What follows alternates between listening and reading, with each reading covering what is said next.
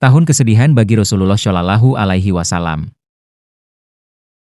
Sakit yang dialami oleh Abu Tholib semakin parah, maka tak lama setelah itu ia wafat, tepatnya pada bulan Rajab tahun ke-10 kenabian, yakni 6 bulan setelah keluar dari celah bukit itu.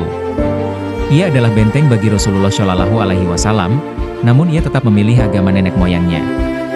Balasan Rasulullah Shallallahu Alaihi Wasallam terhadap jasa pamannya adalah memberinya syafaat, sehingga ia akan ditempatkan di neraka paling ringan bukan neraka yang paling bawah. Tak berselang lama setelah wafatnya Abu Tholib, sekitar 2 bulan atau 3 bulan, Khadijah pun wafat. Ia wafat bulan Ramadan tahun ke-10 kenabian di usia 65 tahun, sedangkan Rasulullah Shallallahu Alaihi Wasallam ketika itu berusia 50 tahun. Sosok Khadijah merupakan nikmat Allah yang paling besar bagi Rasulullah Shallallahu Alaihi Wasallam. Selama seperempat abad hidup bersamanya, ia adalah support system bagi Rasulullah Shallallahu Alaihi Wasallam sejak ia menjadi istri beliau.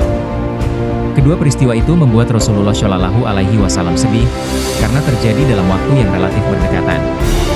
Sepeninggal Abu Tholib, cobaan demi cobaan terus datang secara beruntun, karena kaum Quraisy semakin lancang terhadap beliau, mereka dengan terang-terangan menyakiti dan menyiksa beliau, sehingga beliau hampir putus asa untuk mendakwahi mereka.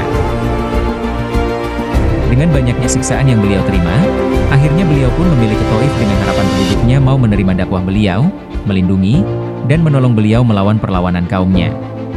Namun, beliau sama sekali tidak melihat ada seorang pun yang mau melindungi dan menolong.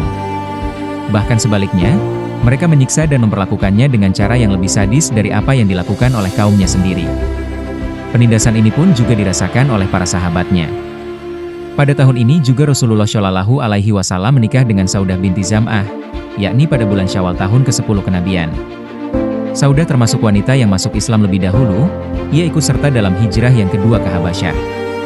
Mantan suaminya bernama Sakran bin Amr yang juga Islam dan ikut berhijrah bersamanya, ia wafat saat di Habasyah.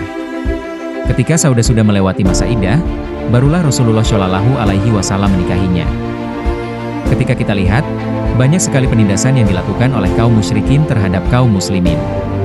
Namun, kaum muslimin bisa mencapai puncak dan batas tak tertandingi dalam ketegarannya, karena adanya beberapa faktor dan sebab yang menyebabkan hal itu bisa dicapai.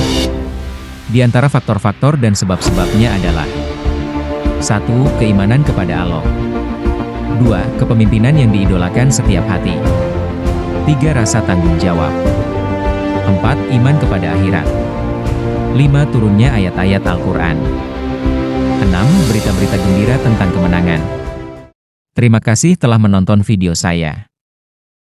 Jangan lupa untuk klik tombol like, subscribe, dan nyalakan lonceng notifikasinya agar tidak tertinggal video selanjutnya.